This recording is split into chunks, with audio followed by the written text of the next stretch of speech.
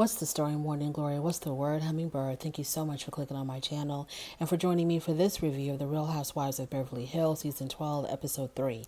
So, Crystal is hosting some type of a dinner or something at her home. All the women show up except for Sutton. I think Sutton is in Texas. And, Erica shows up in a shirt dress, which is a dress that looks like an oversized shirt, or it's an actual shirt that you can wear as a dress. I have no idea, but this is like Erica's thing. She wears these a lot. But every time I see Erica in one of her shirt dresses, it kind of triggers me because I have recurring nightmares of being in a public place and nothing but my t-shirt. Most of the time, I'm in my old high school and I'm in the hallway and like all the students are out there and I'm in a nothing but a t-shirt on and I'm trying to play it off as a dress, but it's not working because it's obviously not that. It's just a t-shirt, and I'm trying to appear like I'm being really cool and cute by wearing this shirt dress, and people are just staring at me and it's so embarrassing. So every time I see her in her shirt dresses, it's just like it fills me with anxiety. So there's a moment where Dorit gets up to go use the bathroom, and Kyle takes this opportunity to talk about how Dorit has really been struggling. I guess she's having PTSD after her home being burglarized. And in her confessional, Kyle actually plays a voicemail message that Dorit had left her. And Dorit sounds like she's in distress. She talks about how she was having chest pains, how she couldn't breathe. And so it sounded like she was having a full blown panic attack, or she was referring to a time when she had a full blown panic attack. So Kyle is letting the other women know this, and they've all decided that what they need to do is just to really be there for Dorit and be a very strong support system for her. So then Kyle wants to talk about the conversation that she had with Sutton, where Sutton had completely dismissed what occurred with Dorit and just started talking about her own minor issues, about her friend not being able to make it through immigration and how that was really stressing her out. But she completely disregarded what Kyle had said about Dorit. So Garcelle says, well, we really shouldn't be talking about Sutton if she's not here. You know, she needs to be here to defend herself. And I'm thinking to myself, Garcelle, do you know what you're on? You're on a reality TV show. You're on a trashy reality TV show. And this is what these women do. They talk about each other behind their backs, and then they see it all on the replay, and then we have a very juicy reunion. That's the formula of a trashy reality TV show. So please stop with your morals and trying to do the right thing. Let these women gossip about Sutton behind her damn back so we can have an interesting reunion. Moving on. So Kyle is talking about the ups and downs of her retail businesses, how she had opened up some shops and the shops had to close down, because of the pandemic. And so now she's going to start all over again. And she's going to be having a store opening in, I think, Palm Springs. So that's going to be the next event that all the women are going to be attending. So on the trip it's going to be in an area called La Quinta, I think.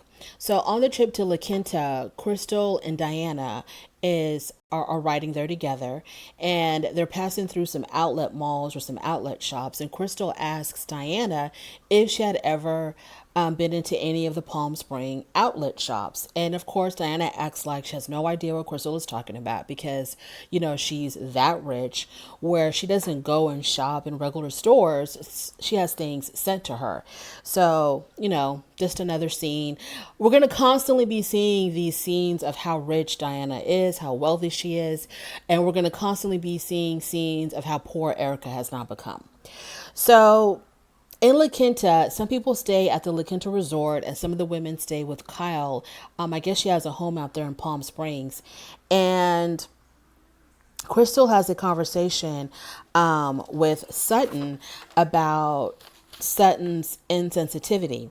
So, because Crystal had heard about, how Sutton had responded to Kyle when Kyle had brought up Dorit's home invasion. So for whatever reason, Crystal wants to have a one-on-one with Sutton about that. And Sutton does what Sutton usually does, where she makes herself into the victim whenever, she's called out about her bad behavior. All of a sudden now she's also a victim. So she says that she was also a victim of a home invasion when she was younger, and she doesn't want to talk about guns. It makes her very uncomfortable because of what happened to her father, who ended up taking his own life with a gun.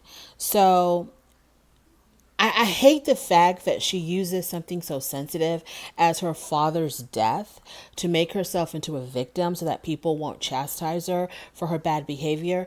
Because Sutton, the way you reacted when Kyle was talking to you about Dorit, it was extremely insensitive and it was extremely rude.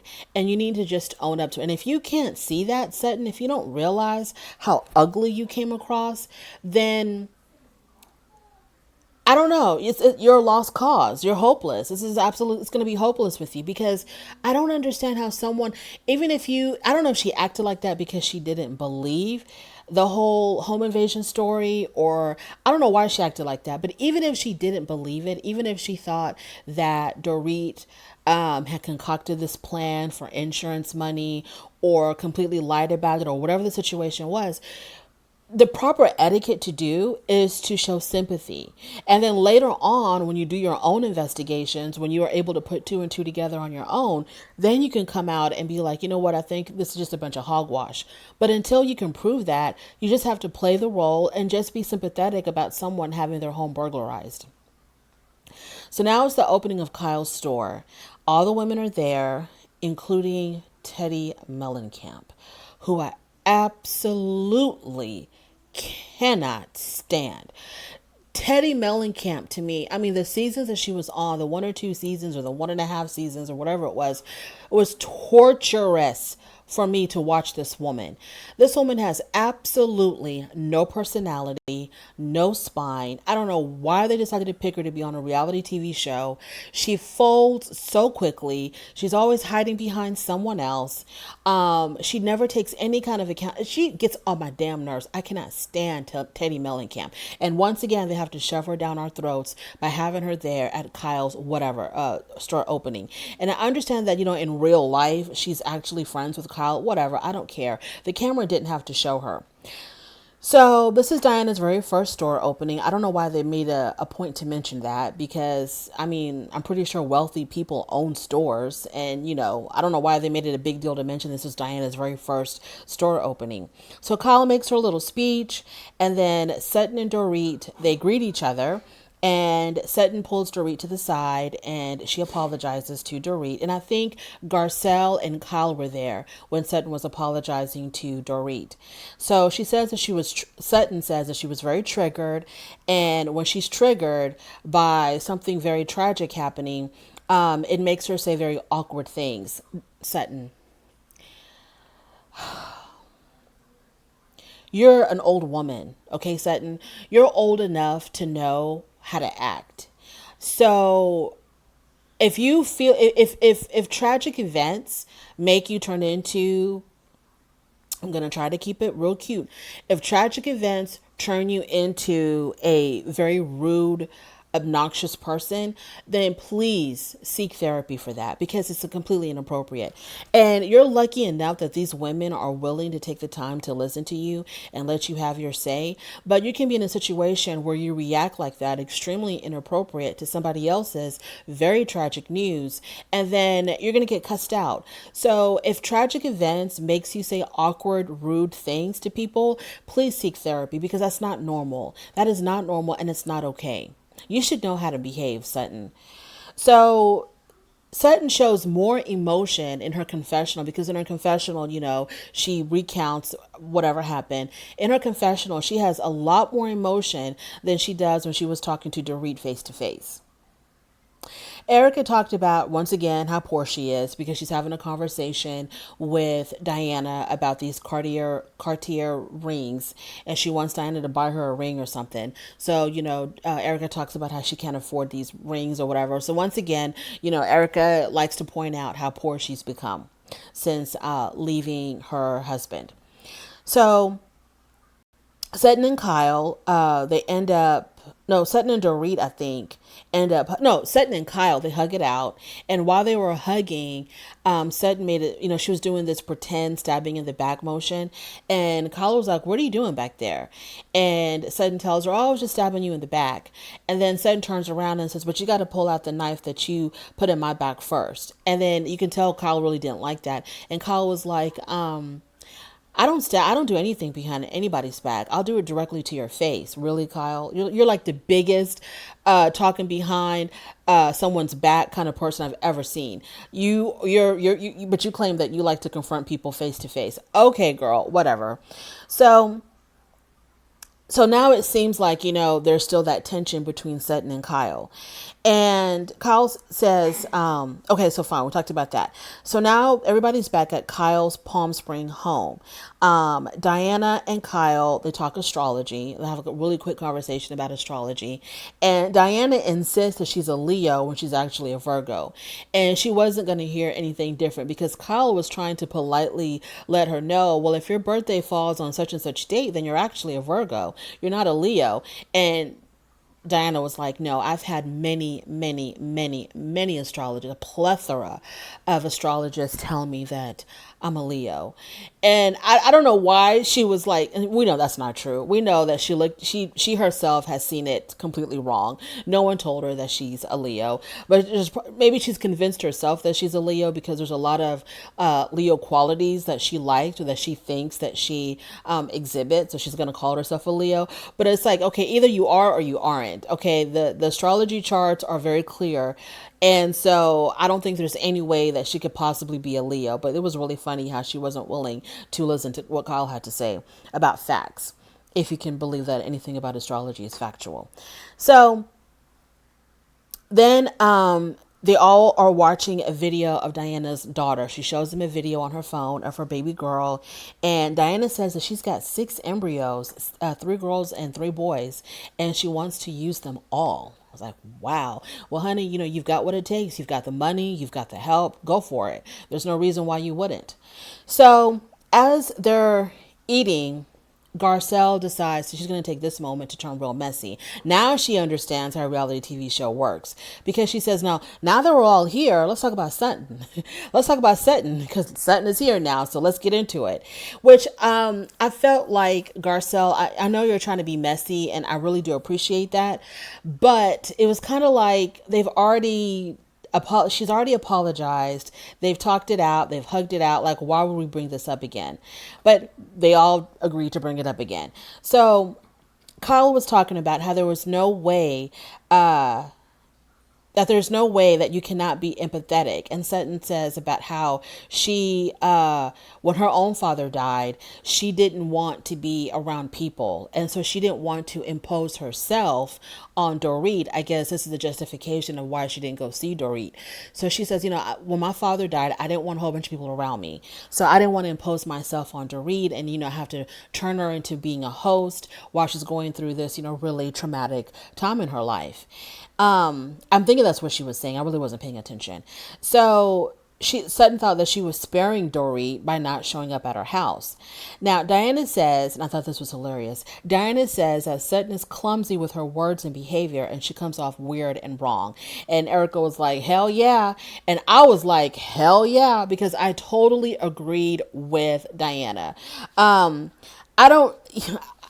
I might not agree with exactly what she said, but I do agree with Sutton being absolutely wrong. I don't think Sutton is clumsy. I think Sutton is very intentional. She is definitely weird, and she was definitely wrong. So I loved it when Diana called her out on that. So Sutton insists that she was being empathetic, and Kyle says that she wasn't. Crystal brings up, now this is the part that I didn't understand. So Crystal... I don't know. I guess Crystal was upset with Kyle because Kyle kept on telling Sutton, you were not being empathetic. And Crystal steps in and says, because she saw Kyle as telling Sutton how to feel or what she was feeling instead of just accepting what Sutton said. So Crystal brings up that whole situation where all the women had downplayed what she went through when Sutton barged into her room and caught her naked last season. And Crystal says, y'all kept telling me that it wasn't traumatic or no, it wasn't a violation, but I felt violated. And y'all kept telling me that I wasn't supposed to feel violated. So Crystal was heavily, heavily, heavily triggered by this. I don't know if Crystal had been drinking or if Crystal is going through something else.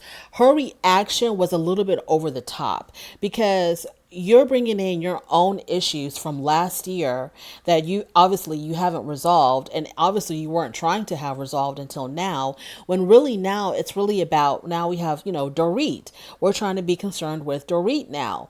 So she's trying to rehash this whole situation that happened last year. And I agree with Crystal, even though I really don't care for her. I agree with Crystal that she had every right to feel violated because Dorit knocked on the door. I don't think Crystal had said, come in. Not Dorit, Sutton had knocked on the door, and Crystal did not give her permission to enter, but Sutton just barged on in, caught Crystal naked, and instead of immediately closing the door, she kind of lingered and was like, "What are you doing over there?" And it was like, I totally understand why Crystal would feel violated by that. It was absolutely wrong for Sutton to do that. Absolutely wrong. Like, what grown woman barges into another woman's bedroom before being given permission to come in? Especially two women who don't really know each other that well. So I totally agree with Crystal, but I just don't feel like this was the place to bring that up. And then Kyle still was not willing to give in to Crystal. And I felt like, just for the sake of argument, Kyle should have just let Crystal have her little moment, and then we can move on to Dorit. So she should have said, "You know what, I'm so sorry, Crystal, that you felt like, we were dismissing your emotions or dismissing how you felt. We should not have done that, or I should not have done that. You're right. If you felt violated, then you felt violated. It is what you said it was, and I apologize for that." And then they could have moved on. But Kyle wasn't going to do that. She wasn't going to back down. And then Crystal was trying so hard to compare. I don't think Crystal was necessarily comparing Sutton coming into her room. I don't think she was comparing that act with the act of the people burglarizing Dorit's home. I think that all she was saying is she was comparing the feelings between her and Sutton. If Sutton says that she was being empathetic or she was being sympathetic to Dorit, then we should just accept that and not argue against that. And just like when she felt violated, the women should have just accepted the fact that she felt violated and not argue against that. But I don't know why Kyle didn't see that, because Kyle was like, "You're comparing apples to oranges." And I don't think she was comparing apples to oranges. I think that she was making a very valid comparison, because she did not like how Kyle was bulldozing Sutton by telling Sutton how she felt wasn't how she felt. If she said she was empathetic, what can you do about that? And even though your own eyes are telling you that she wasn't empathetic, but if someone is telling you, "I am empathetic, I do feel sorry for her," what else can you do? You can't argue against how someone feels. And so it may not have come across that way initially, but if that's what she says she felt, that's what she says she felt, even though it didn't look like it. So, and then Erica, she jumps into the mix, and she talks about, she asks Sutton, well, because what does Sutton say? Sutton says that the lesson she had learned from Crystal was that you need to respect how someone feels. And then Erica jumps in and says, "Well, do you respect how you treated me last year by calling me a liar?" And Sutton was like, she stands by whatever she said and however she treated Erica, because they don't like each other. So she's like, "You know what? I stand by that." So, yeah, I'm not changing anything about how I felt about you last year. So, Erica says Sutton has had to do the apology tour to Crystal, Erica, and now Dorit. And so Erica's like, "You need to check yourself, because if you're the one that's constantly running around apologizing to everybody for things that you said, then you are the problem, and you need to examine yourself." Kyle tries to understand Crystal, and Crystal thinks that as long as she sees her situation different from Dorit's, she'll never understand. So Kyle's like, "I'm trying to understand you. I'm trying to understand you." And Crystal's like, "You're not going to be able to understand me, because as long as you don't see the comparison or the similarities between me and Dorit, you're not going to understand." So Crystal gets upset and she ends up leaving. And because Crystal and Diana came there together, Diana also gets up to leave with them, and Sutton also gets up to leave with them. So Crystal was talking about how she didn't feel safe anymore. Crystal was putting 20 on 10. She really truly was, because there comes a point, well, she did the right thing by just walking away, but I felt like for her to say that I don't feel safe, this is not a safe place for me anymore, I guess referring to she can't feel how she wants to feel, or if she feels a certain way, people are going to like be very dismissive of it. So she doesn't feel like she's being supported by these women. So she got up and she left. So Kyle was still not understanding why Crystal decided to bring her issues up now, and I think it was because Crystal just felt triggered by how Kyle was talking to Sutton. It reminded her of how Kyle was talking to her. So this particular moment just triggered a very similar event in the past, and that's why she brought it up, Kyle. So now we have Crystal, Diana, and Sutton. They're all in the same vehicle together. And I was thinking to myself, because Sutton was, being very apologetic to Crystal in the vehicle, in the car. And I was thinking to myself, how awkward is this for Sutton that she's stuck in a car with someone who claimed that she violated her and with another woman who called her out for being weird and wrong and called her out for her bad behavior. That must have been a very strange ride for Sutton. But Sutton doesn't have any self-awareness, so she probably didn't feel anything at all about it. So I thought that was a really good episode. So far, I'm really enjoying the season of Beverly Hills. Sutton is making it interesting, even though I can't stand her. She's definitely making it interesting. And then the last episode about the charity and Lisa and Harry Hamlin, and whether or not Sutton had returned, like she had bought a table at a charity event, and she invited Lisa to sit at her table. And so Lisa was going to have her own table, but because Sutton invited her, she canceled her own table. But at the very last minute, Sutton canceled that table as well. And so Lisa had no table, and there were no more tickets to give, no more tables to sell. So she had to go trade an interview for a table with IMDb. I didn't understand any of that. I was like so lost in the sauce. And then Sutton had her receipts to show that she actually bought a table. I don't even think the issue was whether or not she bought the table. I think the issue was whether or not she canceled the table. But they said that they were all sitting there at the table together. That's what confused me. Supposedly she canceled the table according to Lisa, but then they were all sitting at the table together. So I was so lost. I was so confused. But anyway, that is my review of The Real Housewives of Beverly Hills.